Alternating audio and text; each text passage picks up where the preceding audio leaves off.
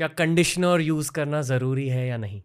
तो कंडीशनर मेरे हिसाब से यूज़ करना चाहिए, रोज़ नहीं, बट हफ्ते में 1, 2 या 3 बार, डिपेंडिंग अपॉन कि आपकी हेयर लेंथ क्या है और बालों में रूखापन क्या है। जी। तो जैसे शैम्पू हो गया, शैम्पू के बाद आप बालों का जो ड्रिपिंग वाटर है थोड़ा सा उसको हटा के फिर कंडीशनर लगाइए, 3-4 मिनट तक कंडीशनर रखिए और फिर उसको रिंस कर दीजिए। कंडीशनर हेयर रूट तक नहीं जाना चाहिए, क्योंकि इतनी मेहनत से हमने अभी रूट्स को क्लीन किया और फिर से हम वहाँ पे थिक बेस कंडीशनर लगा देंगे तो दिक्कत रहेगी। तो लेंथ पे आप कंडीशनर लगाइए, and if you get thick consistency conditioner that's better than a runny one.